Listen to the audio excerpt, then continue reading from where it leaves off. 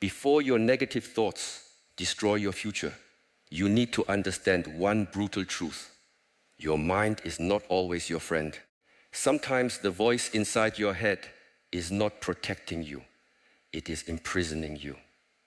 Every time it says you are not enough and you believe it, you become smaller. Every time it says you will fail and you stop moving, you hand it more power. Today, you will not learn how to comfort your weakness. You will learn how to destroy the thoughts that have been quietly destroying you. Close your eyes for one breath and listen as if your life depends on the next sentence, because in a quiet way it does. The thoughts you keep feeding are not harmless. They are not little shadows passing through the room. They are seeds, and every time you believe them without question, you water them. One day you wake up and wonder why your mind has become a forest of fear, shame, anger, and doubt. You say, I want peace, but your attention is still kneeling before the same darkness. You say, I want strength, but you keep negotiating with weakness. You say, I want freedom. But every morning you open the cage, step inside, and lock it from within. The enemy is not always outside you. Sometimes the enemy speaks in your own voice. It says, you are not enough. It says, you are too late. It says, you failed before, so you will fail again. It says, they are better than you. It says, hide. And because the voice is familiar, you call it truth. This is the first mistake of an untrained mind. It mistakes repetition for wisdom. A lie repeated for years does not become a teacher. It becomes a chain. If you want to destroy negative thoughts, you must stop treating them like sacred messages. A thought is not a command. A feeling is not a law. A memory is not a sentence. A fear is not a prophecy. The mind produces noise the way fire produces smoke. You do not worship the smoke. You observe it, understand its source, and refuse to choke on it. The first brutal rule is this: do not believe a thought just because it is loud. The loudest thought is often the most frightened one. It screams because it has no truth, only force. It pushes because it cannot guide. It threatens because it cannot teach. When a thought says, you are worthless, do not fall to the ground and accept the verdict. Ask it, what are you trying to protect? What are you hiding? What action do you demand from me? If the answer is shame, paralysis, revenge, escape, or self-destruction, then the thought is not your master. It is an intruder wearing your face. A disciplined person does not let every visitor enter the temple. You would not allow a thief to walk into your home, open your cupboards, lie in your bed, and call himself family. But you allow one dark thought to enter your mind and steal your courage for the whole day. Why? Because you have never trained the gatekeeper. Become the gatekeeper.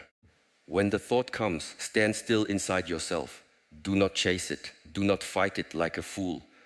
Do not build a story around it. Look at it. Name it. This is fear. This is comparison. This is shame. This is anger trying to become identity. Naming a thing takes away half of its magic. Darkness wants to remain vague.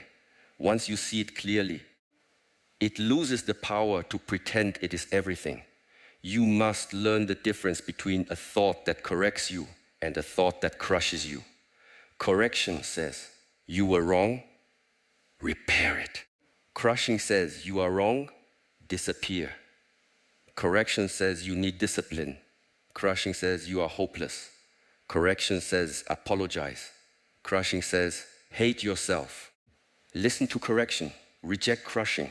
One is a teacher, the other is poison.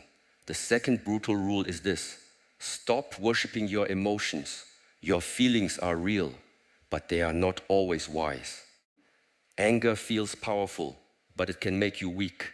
Fear feels protective, but it can make you a prisoner. Sadness feels deep, but it can become a cave where you hide from responsibility. Desire feels urgent, but urgency is not truth.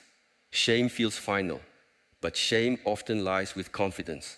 If you obey every emotion, you are not sensitive. You are enslaved. A child follows every feeling. A trained human feels everything and still chooses. This is the difference between being alive and being ruled. When anger rises, feel the heat, but do not give it your tongue.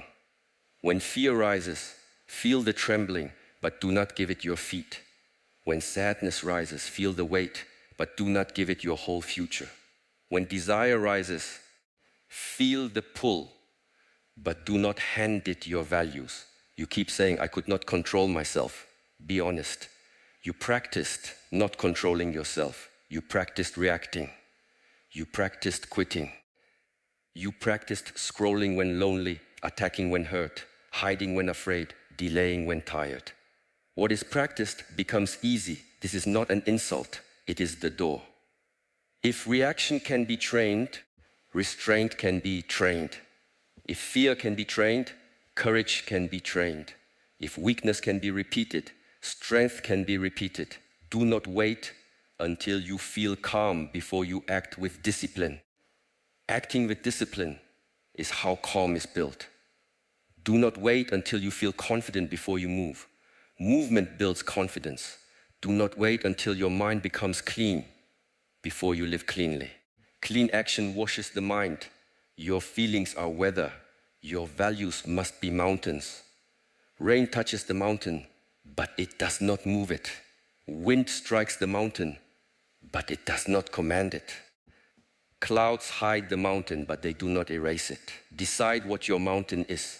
Decide before the storm comes. Decide when you are clear, so that when emotion arrives, you are not bargaining with darkness. Say to yourself, I will not speak poison because I am angry. I will not betray my future because I am tired. I will not return to what damages me because I am lonely. I will not turn one bad moment into a destroyed day. I will not let a temporary feeling make a permanent decision. This is not softness. This is war without noise. The third brutal rule is this: remove the pleasure from self-pity. Self-pity is dangerous because it comforts you while it weakens you. It sits beside you and says, poor you, nobody understands. Life was unfair. Stay here. Do not try. Do not risk. Repeat the story of how they hurt you. It feels like compassion, but it is a sweet poison. Real compassion gives you strength to stand. Self-pity gives you permission to rot. Your pain deserves respect, but it does not deserve a throne. Yes, you were hurt. Yes, someone betrayed you. Yes, you failed. Yes, life may have been unfair. But now what? Will you spend the next 10 years proving that the wound was real? Or will you become so disciplined that the wound no longer commands your character? A scar can be a teacher, but only if you stop reopening it for attention. Some people do not want healing yet. They want witnesses. They want the world to gather around the wound and agree that they had a reason to stop living fully. But witnesses are not freedom. Sympathy is not transformation. If your suffering becomes your identity, you will defend it whenever discipline tries to free you. This is the hard truth. Your past may explain your pain, but it cannot be allowed to excuse your self-destruction. The negative mind loves the sentence, because this happened, I cannot. Because I was rejected, I cannot trust. Because I failed, I cannot begin. Because I was embarrassed, I cannot be seen. Because they left, I cannot love. Because life was hard, I cannot become disciplined. This sentence must die. Yet, with this. Because this happened, I must become more awake. Because they left, I must stop abandoning myself. Because I failed, I must learn the method. Because I was embarrassed, I must grow humility. Because I was rejected, I must know my worth without begging. Because life was hard, I must become harder to break and softer in the heart. Pain without responsibility becomes bitterness. Pain with responsibility becomes wisdom. Do not romanticize suffering. Suffering alone does not make you deep. Many people suffer and become cruel, jealous, lazy, suspicious, and afraid. Suffering only becomes wisdom when you digest it through honesty and action. Otherwise, it becomes a swamp. And you call the swamp your personality. When self-pity starts singing, do not dance with it. Stand up, wash your face, clean one thing, train one movement, finish one task, make one honest choice. The mind that wants to drown in the story must be pulled into action. Action is disrespectful to self-pity, and this is why action heals. The fourth brutal rule is this: move the body before the mind becomes a prison. A toxic mind loves an inactive body. It loves the dark room, the closed curtain, the phone in the hand, the bent spine, the shallow breath, the messy bed, the skipped meal, the late night. It loves when you sit for hours thinking about life, but doing nothing with life. It loves when your energy has no direction, because unused energy turns into anxiety. Many people call it overthinking. Often it is trapped energy. Move. Do not wait for motivation. Motivation is a guest, not a foundation. Stand up, walk, stretch, train, clean, breathe deeply. Put your hands into useful work. Return to the body because the body lives in the present. The mind can run to regret and fear, but the body can only touch now. Use that doorway. One honest movement can interrupt 10 dark thoughts. One completed task can challenge the voice that calls you useless. One disciplined breath can stop anger from becoming damage. One cleaned room can tell the nervous system, order is possible. Do not mock simple actions. Weak people mock simple actions because they are addicted to dramatic fantasies. They want transformation, but they disrespect the small gates that lead to it. You want confidence? Keep one promise. You want clarity? Remove one distraction. You want peace? Control one breath. You want strength? Finish one difficult thing while your mood complains. The mind respects evidence. Give it evidence. Do not stand in front of a mirror saying, I am strong, while your habits prove the opposite. Do not say, I am focused, while your attention is scattered across every useless noise. Do not say, I respect myself, while you feed your body poison, your mind garbage, and your spirit chaos. The mind knows when your words are empty. This is why affirmations often fail. The words say one thing, the life says another. Stop trying to convince yourself with language. Convince yourself with behavior. Command the body to rise. Command the breath to slow. Command the feet to walk. Command the hands to complete. Command the tongue to stay silent when anger wants to speak. Command the eyes to leave what poisons them. Command the room to become cleaner than your mood. This is not punishment.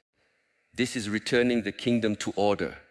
A disciplined body does not solve every wound, but it gives the mind a floor to stand on. Without sleep, food, movement, breath, cleanliness, and routine, your mind will keep collapsing, and you will call the collapse mysterious. It is not mysterious. It is neglected. The fifth brutal rule is this: give your life a purpose stronger than your mood. A mind without purpose becomes a playground for negative thoughts. When there is no direction, every small insult becomes important. Every delay becomes tragedy. Every opinion becomes a wound. Every comparison becomes a knife. Every mistake becomes identity. Purpose does not remove pain. It organizes pain. When you know what you serve, you do not stop for every barking dog. When your path is clear, you do not ask every passerby for permission to continue. When your purpose is alive, mood becomes weather again. It may slow you, but it does not own you. Ask yourself honestly, what are your negative thoughts protecting you from? Sometimes they protect you from effort. If you believe you are hopeless, you do not have to try. Sometimes they protect you from risk. If you believe you will fail, You never have to be seen attempting. Sometimes they protect you from responsibility. If everything is someone else's fault, you never have to examine your own habits. Sometimes they protect your ego. If you say the world is blind, you do not need to admit that your work is not yet strong. This is why negative thinking can become addictive. It gives a painful kind of safety. But safety is not the same as life. A seed is safe if it never breaks open, but then it never becomes a tree. A bird is safe if it never leaves the nest, but then the wings become decoration. A person is safe if they never risks failure, but then the soul becomes small. Purpose asks you to break open. Purpose asks you to use the wings. Purpose asks you to be more loyal to growth than comfort. Do not wait for a grand vision before you take responsibility. If you do not know your great purpose, start with the next useful action. Clean what is dirty. Finish what is unfinished. Repair what you damaged. Learn what you lack. Train what is weak. Leave what is poisonous. Serve where you can. Begin where you stand. The path often appears under the feet of the person already walking. If you are angry, your purpose is control. If you are afraid, your purpose is courage. If you are confused, your purpose is clarity. If you are weak, your purpose is training. If you are bitter, your purpose is forgiveness with boundaries. If you are lost, your purpose is the next honest step. Do not wait for the whole mountain to appear. Take the step you can see. These 5 rules are not separate. They are one discipline seen from 5 directions. Examine the thought. Stop worshipping the feeling. Refuse self-pity. Move the body. Return to purpose. Again and again. This is how darkness is starved. The old mind will resist. Do not be surprised. When you stop feeding a pattern, it becomes louder before it becomes weaker. The thought you used to obey will knock harder. The emotion you used to worship will burn hotter. The self-pity you used to enjoy will become more seductive. The laziness you used to excuse will become more clever. This does not mean you are failing. It means the old structure feels threatened. Let it feel threatened. You are not here to keep your weakness comfortable. There will be mornings when your mind says, nothing is changing. Continue. There will be nights when the past returns like a ghost. Continue. There will be moments when anger rises so fast that your mouth wants to become a weapon. Continue in silence. There will be days when loneliness tries to drag you back to people and habits that broke your peace. Continue in self-respect. Continuation is the sword, not excitement, not motivation. Not emotional fire that burns for 1 hour and disappears. Continuation, quiet, steady, repeated action. This is what changes the inner world. The river does not cut stone because it is angry. It cuts stone because it continues. Become like that. Every time you observe a negative thought and do not obey it, you create space. The first space is small. The second grows. The 10th begins to feel like choice. The 100th becomes strength. One day the thought still appears, but it no longer sounds like a king. It sounds like an echo. Freedom begins when the old command becomes only an echo. Attention is sacred. Treat it like life because it is life. Not every message needs a response. Not every opinion needs a reaction. Not every memory needs another visit. Not every desire needs satisfaction. Not every fear needs planning. Not every thought needs a conversation. Sometimes the strongest answer is silence plus correct action. But silence alone is not enough if you return to the same unconscious habits. Insight must become behavior. Otherwise, insight becomes entertainment. Many people collect wisdom like ornaments. They listen, nod, feel inspired, and continue exactly as before. This is spiritual laziness. A teaching that does not become action only decorates the ego. Do not collect more words than you are willing to live. Take one rule and practice it today. When a dark thought appears, examine it. When a feeling demands obedience, pause. When self-pity begins its soft song, stand up. When the body is heavy and the mind is rotting, move. When the mood wants to rule, return to purpose. Do this, not once, but repeatedly. Repetition is the language of transformation. You became skilled at worry. Now become skilled at courage. You became skilled at imagining disaster. Now become skilled at preparing calmly. You became skilled at returning to old pain. Now become skilled at returning to the present. You became skilled at abandoning yourself. Now become skilled at loyalty. Do not say, "This is just how I am." That sentence is a grave. Say instead, "This is how I have practiced. Now I will practice differently." Identity is not only discovered, it is trained. Every action is a vote. Every reaction is a vote. Every habit is a vote. Every refusal is a vote. You are always voting for the person you are becoming. When you choose silence instead of insult, you vote for mastery. When you choose training instead of delay, you vote for strength. When you choose truth instead of excuse, you vote for freedom. When you choose patience instead of panic, you vote for dignity.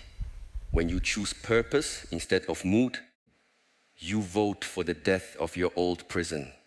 Do not expect applause. The deepest victories are often invisible. Nobody may see the message you did not send. Nobody may praise the anger you swallowed. Nobody may notice the morning you rose while sadness sat on your chest. Nobody may clap when you refuse the old habit. But the mind sees, the body sees, the spirit sees. Trust is rebuilt in secret. Every kept promise becomes a brick. Every brick becomes a wall. Every wall becomes a fortress. Then, when negative thoughts come, they no longer find an open field. They meet structure. This is why discipline is not punishment. Discipline is protection. It protects your peace from your impulses. It protects your future from your mood. It protects your dignity from your anger. It protects your purpose from your distractions. It protects the person you are becoming from the person you used to be. The world will not become quiet so that you can find peace. People will not become fair so that you can stop being bitter. The past will not change so that you can finally move forward. The future will not become certain so that you can stop feeling fear. Waiting for perfect conditions is another form of surrender. You must train in the conditions you have. Train with fear present. Train with sadness present. Train with doubt present. Train when the mind is messy. Train when the heart is heavy. Train when nobody understands. Train when progress is slow. Train when the old voice says, "This is useless." The voice is not the judge.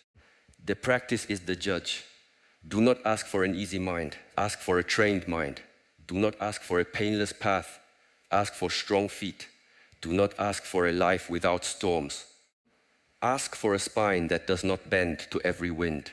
When the thought says, "You are not ready," begin unready.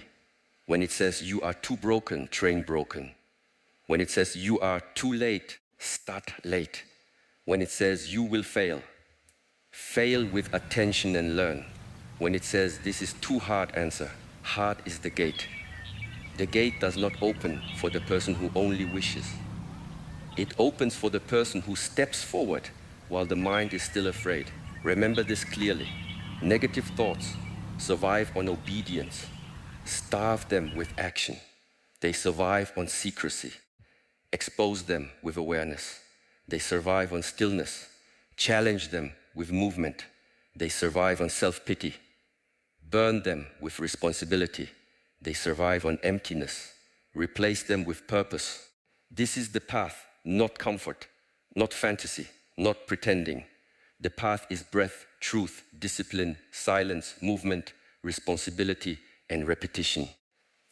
The path is choosing the next correct action while the old mind screams for the old life. The path is not becoming emotionless. The path is becoming ungoverned by emotion. The path is not destroying the mind. The path is training the mind until it becomes an instrument instead of a prison. There is a version of you that your negative thoughts fear. Calm, focused, difficult to manipulate, slow to anger, quick to responsibility, strong in routine, careful with words, unavailable for old poison. That version is not waiting in some distant future.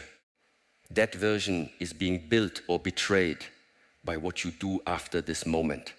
So do not leave this as inspiration.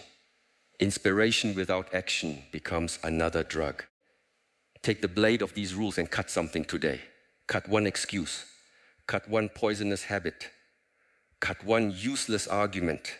Cut 1 hour of distraction. Cut one lie you keep telling yourself. Cut one thread tying you to the old identity. Then build something. Build one promise. Build one clean action. Build one disciplined breath. Build one honest conversation. Build one quiet victory. Build one step toward purpose. The mind will ask, is this enough? Answer with another step. The mind will ask, when will I be free? Answer with practice. The mind will ask, why is this taking so long? Answer with patience. The mind will ask, what if I fail again? Answer with courage. Do not let the mind turn the path into another place for fear. Walk. A warrior of the inner life is not someone who never feels darkness. A warrior is someone who does not hand the sword to darkness. A warrior is someone who can sit with pain and still choose truth. Someone who can feel anger and still choose restraint. Someone who can feel fear and still choose the step. Someone who can hear the old thought and still refuse the old obedience. That is how negative thoughts are destroyed. Not in one dramatic moment, but through 1,000 refusals to kneel diffuse today. Refuse quietly. Refuse with your breath. Refuse with your posture. Refuse with your hands. Refuse with your schedule. Refuse with your attention. Refuse with your next decision. Refuse until the old voice grows tired of finding no servant inside you. And when it returns tomorrow, refuse again. This is how freedom is built. Stand now, breathe, begin again.